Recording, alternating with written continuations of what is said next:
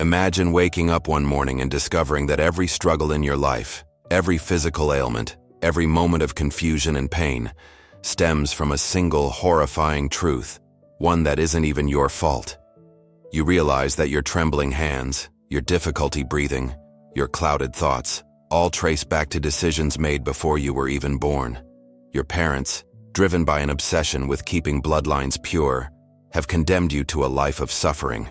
You discover that your mother is your cousin, your father is your uncle, your grandmother is also your great-aunt.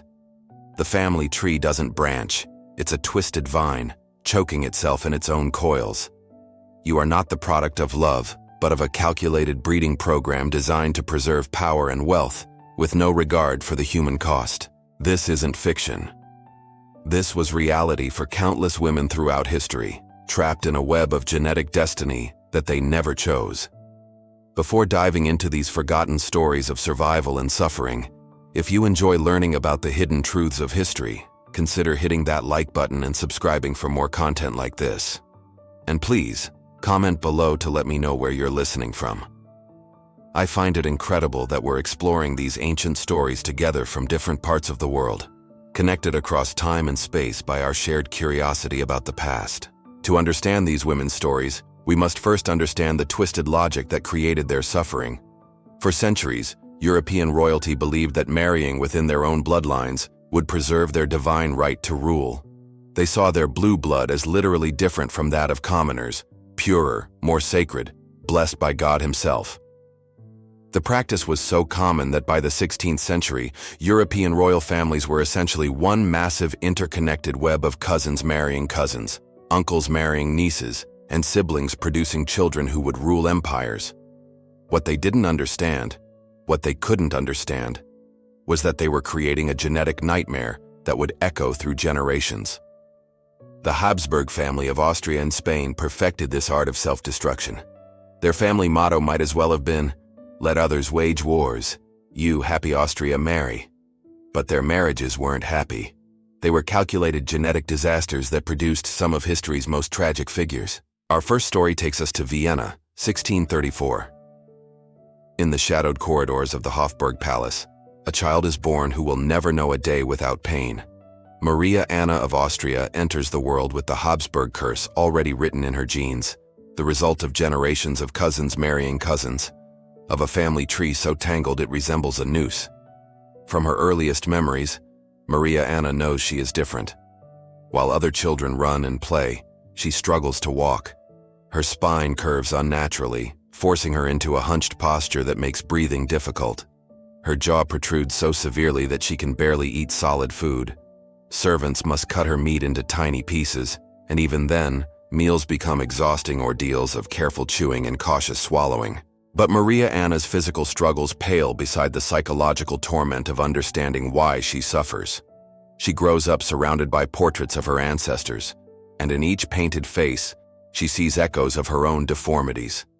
Here, an uncle with the same protruding jaw. There, a grandmother with the same curved spine.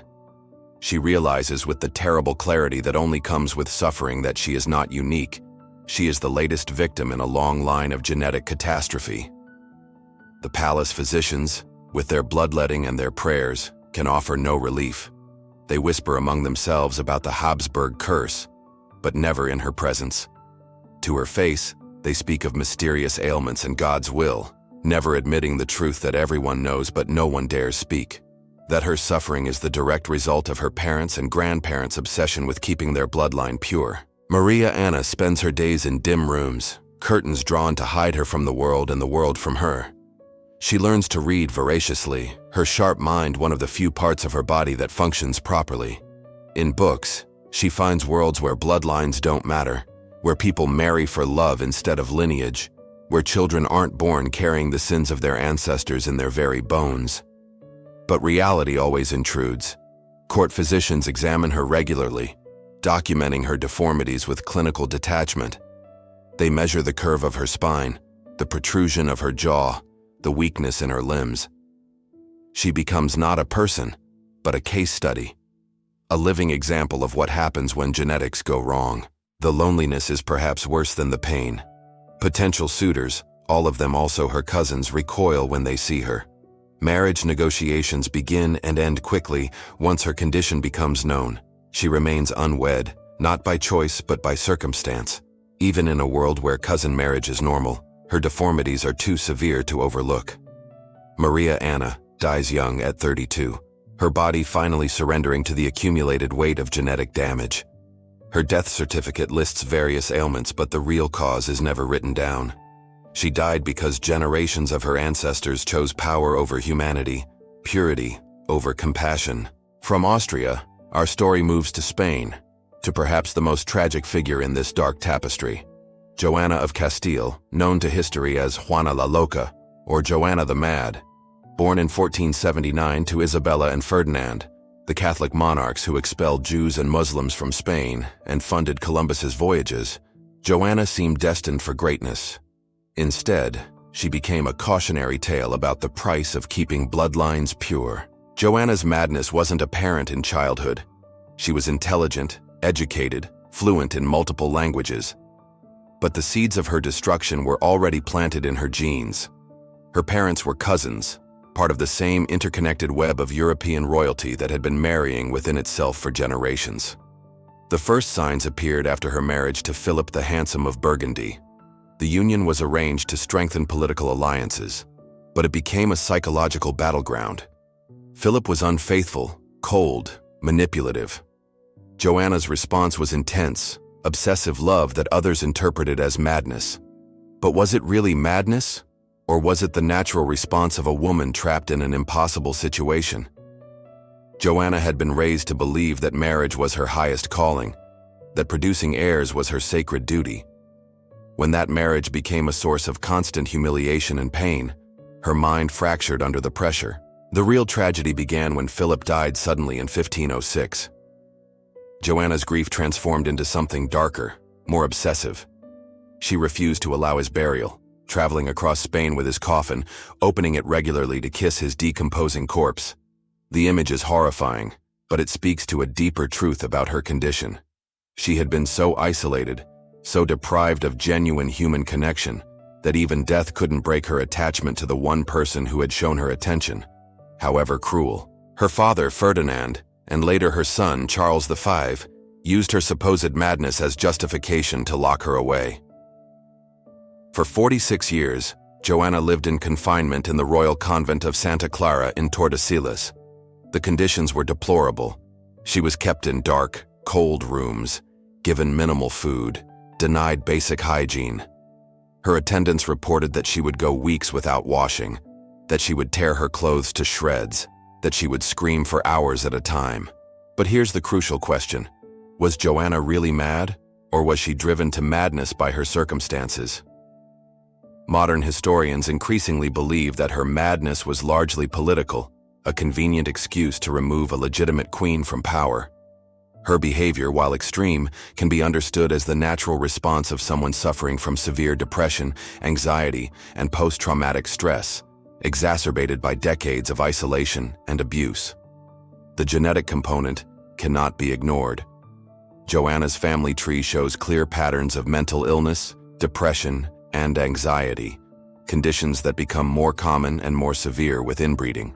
Her great-grandmother had similar episodes. Her daughter, Catherine, would later show signs of severe depression. The pattern was clear to anyone willing to see it. Joanna died in 1555, still imprisoned, still officially mad. Her death was barely noted. She had been erased from public memory decades earlier, written off as an inconvenient madwoman, rather than acknowledged as a victim of a system that valued political convenience over human welfare. Our next story unfolds in the golden halls of the Spanish court, where a little girl named Margaret Theresa carries the weight of empire in her frail body. Born in 1651, she is the daughter of Philip IV of Spain and his niece, Maria Anna of Austria. Yes, his niece. Because by this time the Habsburg family had become so inbred that uncles routinely married their brothers' daughters, and no one saw anything unusual about it. Margaret Theresa's childhood is documented in exquisite detail through the paintings of Diego Velázquez, court painter to the Spanish kings. In these masterpieces, we see a child who should be playing with dolls but is instead dressed in elaborate court gowns, her small face already showing the telltale signs of Habsburg genetic damage. Look closely at Velázquez's portraits, and you'll see what the artist was too diplomatic to emphasize, but too honest to hide completely. Margaret Theresa's jaw protrudes slightly, just enough to hint at the severe deformities that would become more pronounced with age. Her eyes have a distant, almost vacant quality that speaks to developmental delays. Her posture, even as a child, suggests the spinal problems that plagued her family. But the most tragic aspect of Margaret Theresa's story isn't her physical condition. It's her complete lack of agency over her own life. From birth, every decision about her future is made by men who see her not as a person, but as a political tool. She is promised in marriage to her uncle, Leopold I, Holy Roman Emperor, when she is still a toddler. The engagement is celebrated across Europe as a diplomatic triumph, with no one stopping to consider what it means for the child at its center. Margaret Theresa grows up knowing that her only purpose is to marry her uncle and produce heirs to continue the Habsburg line. She receives the finest education available to women of her time. She learns to speak several languages, to play musical instruments, to dance and paint. But all of these accomplishments are viewed merely as ways to make her a more attractive bride to her uncle husband. The marriage takes place in 1666 when Margaret Theresa is just 15 years old. Leopold is 26, old enough to be her father, and is literally her mother's brother. The wedding is celebrated with elaborate ceremonies and public festivities, but for Margaret Theresa, it represents the end of whatever childhood she had left. The physical reality of her marriage is something that court records hint at, but never explicitly describe. Margaret Theresa is expected to produce children immediately, despite her young age and frail health. The pressure is immense. The continuation of the Habsburg dynasty depends on her ability to give birth to healthy heirs. She does become pregnant multiple times, but the results are tragic. Her first child, a daughter, lives only a few months. Her second pregnancy ends in miscarriage. When she finally gives birth to a son who survives infancy, the relief at court is palpable, until it becomes clear that the child has inherited the full spectrum of Habsburg genetic problems. Margaret Theresa herself grows weaker with each pregnancy. The combination of inbreeding-related health problems and the physical strain of constant childbearing takes a severe toll on her body. She suffers from what modern doctors would recognize as severe anemia, respiratory problems, and possibly epilepsy. Court physicians document her decline with clinical precision. They note her increasing difficulty with speech, her frequent seizures, her inability to keep food down. But they never connect these symptoms to the obvious cause, the genetic damage caused by generations of inbreeding. Margaret Theresa dies in 1673, just 6 years after her marriage at the age of 21. Official records list the cause of death as fever, but the reality is that her body simply gave up under the accumulated weight of genetic defects and physical trauma. Her death is mourned throughout the empire, but not for the right reasons. Courtiers and diplomats lament the loss of a potential source of heirs, not the tragedy of a young woman whose life was sacrificed to preserve a bloodline that was already poisoned beyond redemption. Our journey now takes us to the glittering court of Versailles, where behind the elaborate ceremonies and magnificent architecture, a Spanish princess named Anne of Austria struggles with the hidden costs of her Habsburg heritage. Born in 1601, she is the daughter of Philip III of Spain and Margaret of Austria, yet another uncle-niece pairing that was considered not just normal, but desirable among European royalty. Anne's early life in Madrid follows the familiar pattern of royal inbreeding consequences. She develops slowly as a child, showing the characteristic learning difficulties that plagued many Habsburg descendants. Her jaw protruded noticeably, making speech difficult and eating laborious. But perhaps most tragically, she exhibited signs of what modern medicine would recognize as severe anxiety and depression, conditions that made her daily life a constant struggle. In 1615, at age 14, Anne is married to Louis XIII of France as part of a complex diplomatic arrangement. The marriage is meant to cement peace between Spain and France, two powers that had been at war for decades. What no one considers is the psychological impact on Anne herself. She is torn from everything familiar and thrust into a foreign court, where she is expected to immediately adapt to new customs, a new language, and a new role as queen. The French court initially welcomes her with elaborate celebrations, but the reality of her situation quickly becomes apparent. Louis XIII is a cold, distant husband who shows little interest in his young wife. He is dealing with his own psychological issues. Modern historians believe he suffered from severe depression and possible homosexuality in an era when such feelings could not be acknowledged, let alone acted upon. Anne finds herself trapped between two impossible expectations. As Queen of France, she is expected to produce male heirs to secure the succession, but as a Habsburg, she carries genetic defects that make healthy childbearing extremely difficult. Her first several pregnancies end in miscarriage or infant death, each loss adding to her depression and anxiety. The court physicians, following the medical understanding of their time, blame Anne for these failures. They subject her to increasingly painful and humiliating treatments, bloodletting, purging, bizarre dietary restrictions. They examine her intimate areas regularly, looking for signs of what they call defects in her feminine nature. No one considers that the problem might lie in the genetic inheritance she received from generations of cousin marriages. Anne's isolation deepens as years pass without a surviving heir. She becomes the target of court gossip and political intrigue. Nobles whisper that she is cursed, that God disapproves of the Spanish marriage, that France needs a new queen. The pressure becomes so intense that Anne begins to show signs of what modern medicine would recognize as severe agoraphobia.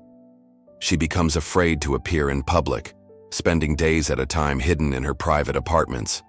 Her relationship with Louis XIII deteriorates further as both partners blame each other for their childlessness. They begin living essentially separate lives, coming together only when court protocol demands it. Anne turns to religion for comfort, spending hours in prayer and developing an almost obsessive devotion to Catholic ritual. The miracle, when it finally comes, seems almost too good to be true. After 23 years of marriage, Anne gives birth to a healthy son, the future Louis XIV, the Sun King. The birth is celebrated throughout France as a sign of divine favor.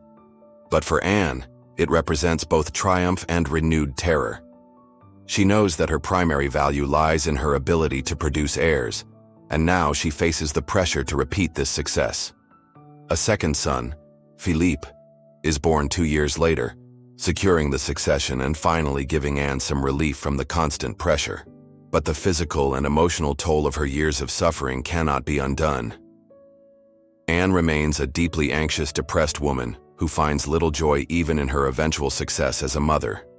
Her later years are marked by increasing physical problems, digestive issues, respiratory difficulties, and what court doctors describe as melancholy attacks that leave her bedridden for days at a time.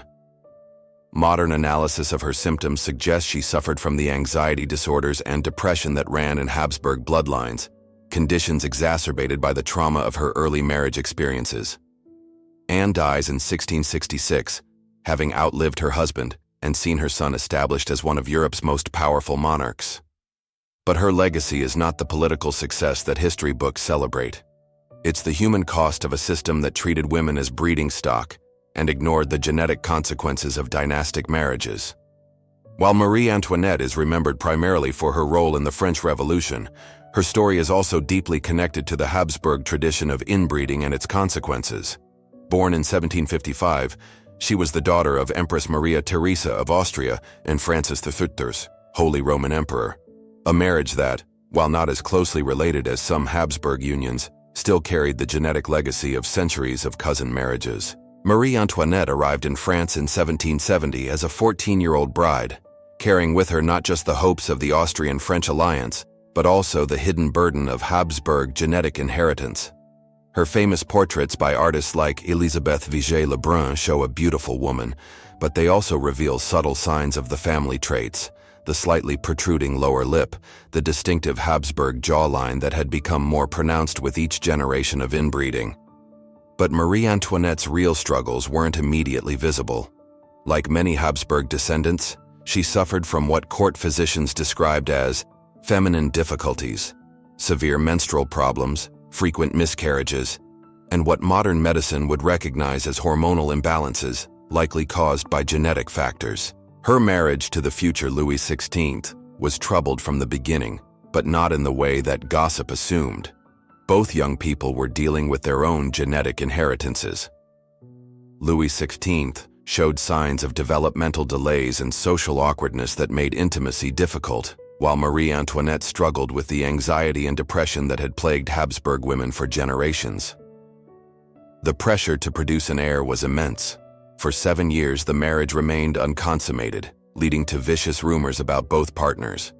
Court physicians examined Marie Antoinette regularly, looking for physical reasons for the couple's failure to conceive. What they didn't understand was that both partners were dealing with psychological and possibly physical issues stemming from their inbred heritage. When Marie Antoinette finally did become pregnant, her difficulties continued. Her first pregnancy was marked by severe morning sickness, anxiety attacks, and what modern doctors would recognize as prenatal depression. Her daughter, Marie-Thérèse, was born healthy, but subsequent pregnancies were marked by miscarriages and infant deaths that took a severe psychological toll. The most tragic aspect of Marie Antoinette's story is how her genetic inheritance intersected with the political catastrophe of the French Revolution. Her anxiety and depression, possibly exacerbated by inbreeding-related hormonal issues, made it difficult for her to navigate the complex political situation developing around her. Her tendency toward impulsive decisions and emotional outbursts, traits that might have been manageable in a stable political environment, became fatal flaws as France descended into revolution. Court observers noted her increasingly erratic behavior as the political situation worsened. She would swing between periods of manic activity and deep depression, unable to maintain the consistent political judgment that the crisis demanded. Modern historians debate whether these mood swings were purely circumstantial or whether they reflected underlying psychiatric conditions common in Habsburg bloodlines.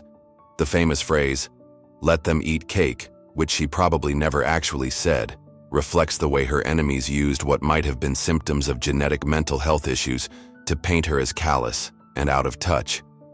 Her real tragedy wasn't callousness, but rather the opposite. She was overwhelmed by the suffering around her and lacked the psychological tools to cope effectively. During her imprisonment and trial, Marie Antoinette showed remarkable courage, but also signs of the dissociative episodes that had affected other Habsburg women under extreme stress.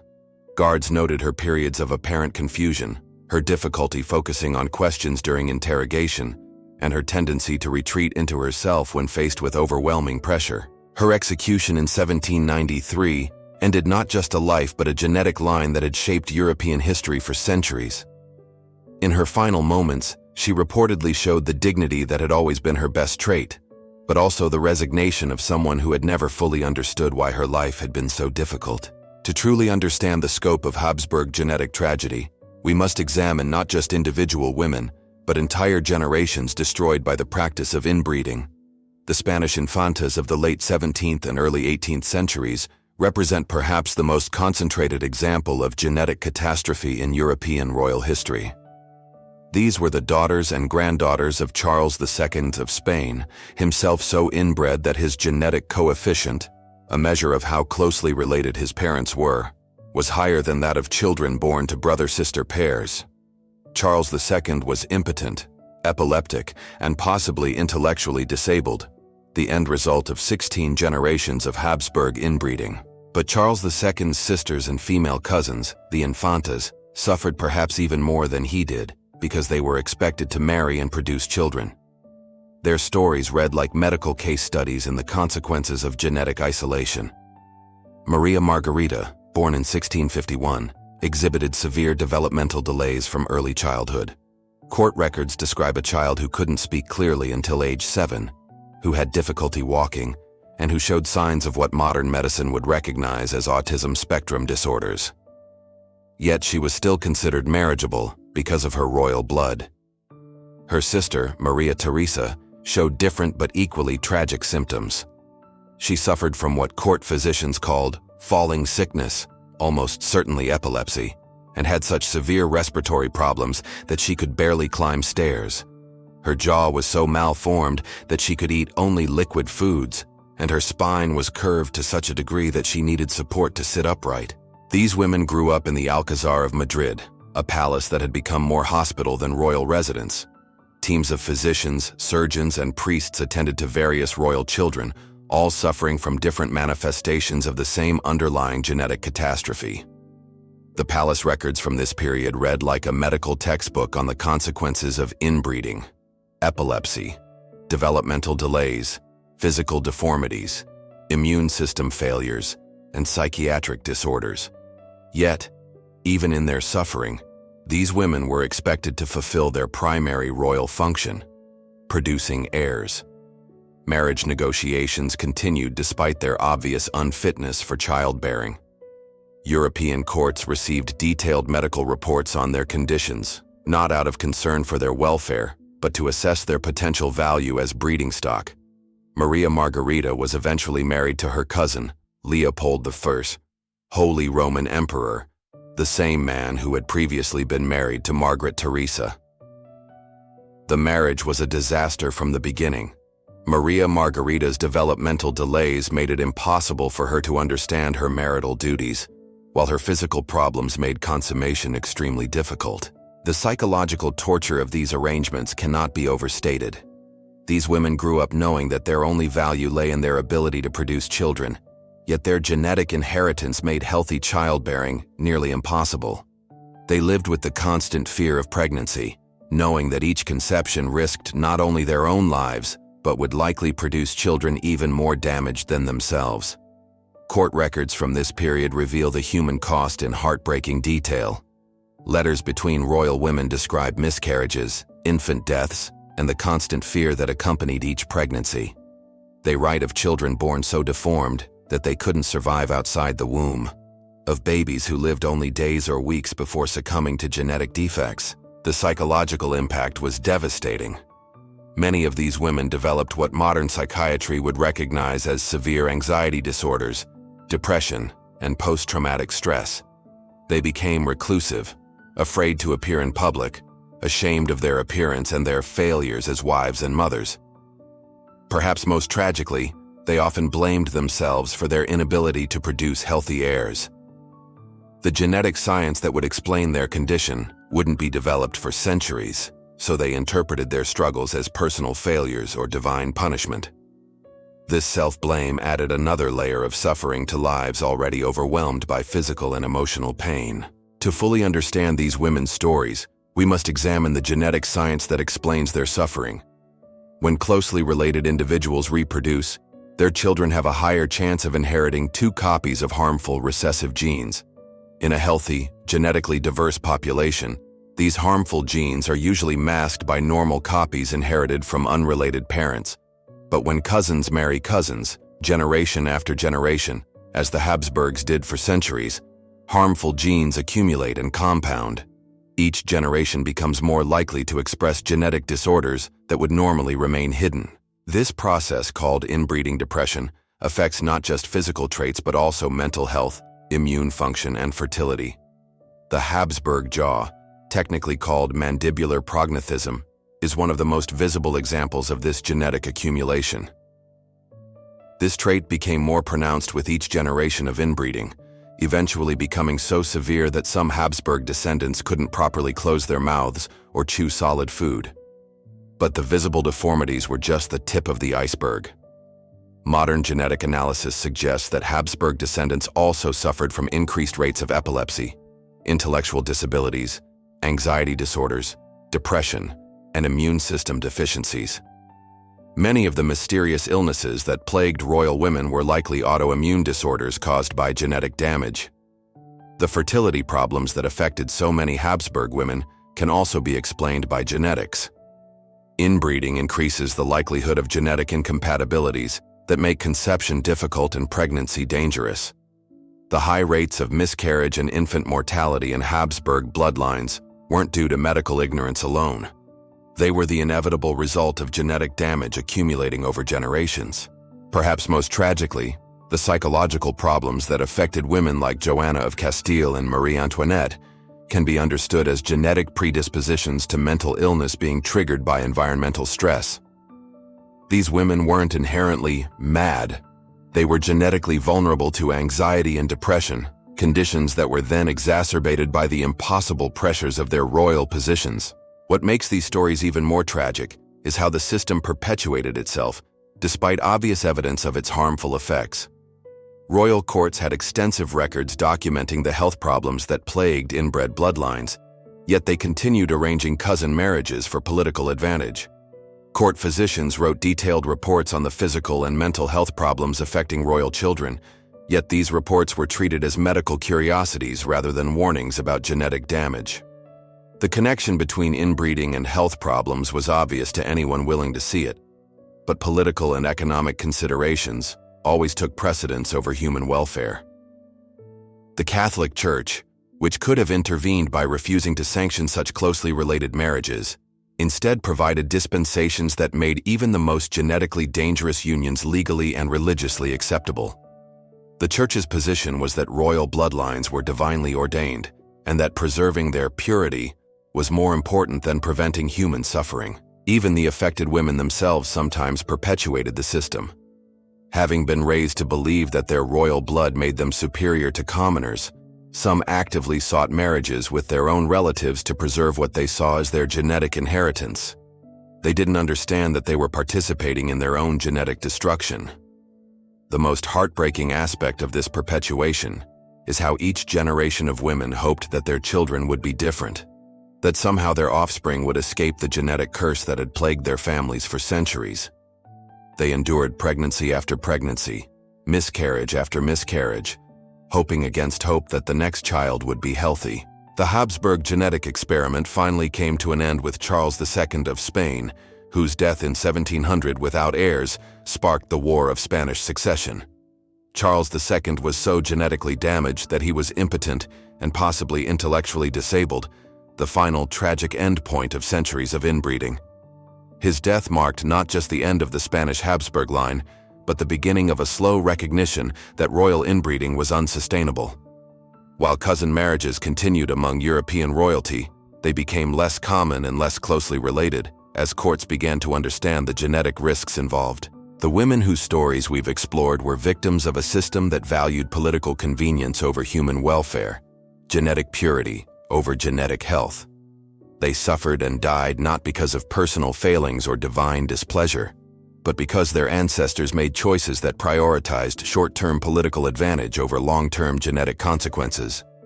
Their legacy is not just the historical record of their suffering, but the scientific understanding that grew from studying their condition. Modern genetics owes much to the tragic Habsburg experiment in inbreeding. Their pain contributed to our understanding of how genes work and why genetic diversity is essential for human health. While royal inbreeding on this scale is largely a thing of the past, the forces that created these tragedies still exist in different forms. Isolated communities around the world still practice cousin marriage, often with similar genetic consequences. The fundamental tension between preserving cultural traditions and protecting genetic health continues to play out in various contexts. More broadly, these stories remind us of the dangers of treating people as means to an end, rather than as individuals deserving of dignity and choice. The Habsburg women were reduced to their reproductive function, valued only for their ability to produce male heirs and preserve bloodlines. Their individual needs, desires, and welfare were secondary to political considerations. This dehumanization isn't unique to royal courts of the past. Throughout history, and continuing today, women have been reduced to their reproductive capacity, their worth measured by their ability to produce children for the benefit of others. The Habsburg tragedy is an extreme example of a pattern that continues in various forms worldwide.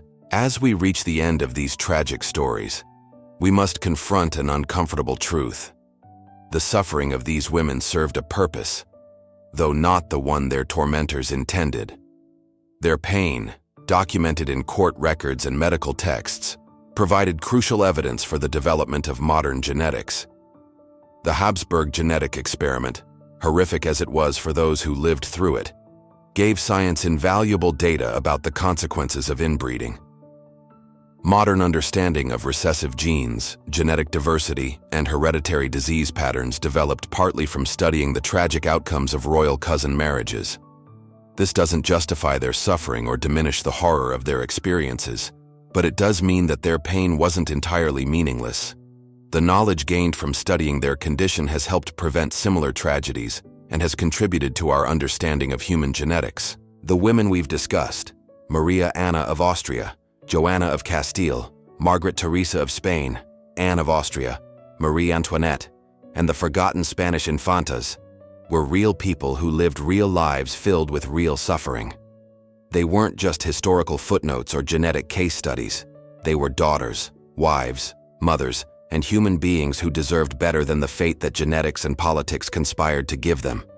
Their stories serve as a reminder of the importance of putting human welfare above political expediency, of recognizing the individual dignity of every person regardless of their social status, and of understanding that even the most powerful institutions can perpetuate tremendous suffering when they lose sight of basic human values.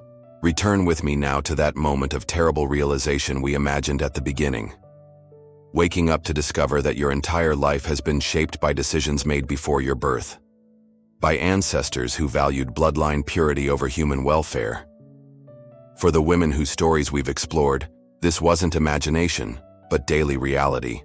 They lived with the knowledge that their physical pain, their mental anguish, their reproductive failures, and their social isolation all stemmed from the same source: a genetic inheritance poisoned by generations of inbreeding. They carried not just their own suffering, but the accumulated weight of centuries of poor decisions made by people who should have known better. Yet, in their pain, we find something profound about human resilience. Despite their circumstances, many of these women found ways to assert their humanity. Maria Anna became a scholar, finding intellectual freedom in a body that imprisoned her. Joanna maintained her fierce love, even in madness. Margaret Theresa bore her suffering with dignity. Anne found solace in faith. Marie Antoinette faced death with courage. Their stories remind us that even in the darkest circumstances, the human spirit can find ways to assert its worth. They also remind us of our responsibility to learn from their suffering, to ensure that our pursuit of political, economic, or social goals never again requires the systematic destruction of human beings. The curse of keeping bloodlines pure has finally ended, at least in its most extreme forms. But the memory of these women and their suffering lives on, a testament to the price of valuing ideology over humanity, tradition over compassion, and power over love. In the end, their legacy is both tragic and redemptive. Tragic because their suffering was preventable, redemptive because their stories have helped ensure that such systematic genetic destruction will never again be pursued in the name of royal purity.